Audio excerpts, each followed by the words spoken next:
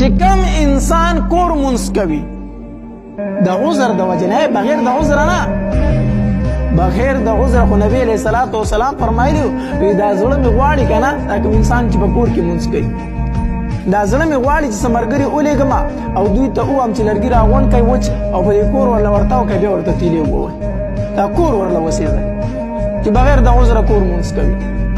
خو چې د عذر د وجې نه کور مونځ کوي، نو نبی علیه الصلاة والسلام فرمایي هغه انسان چې په جومات کې مونځ کوي او بل انسان کور مونځ کوي، نو د جومات دا مونځ چې دی دا 22 درجې بهتر دی د هغې مونځ نه چې کوم په کور کې کېږي.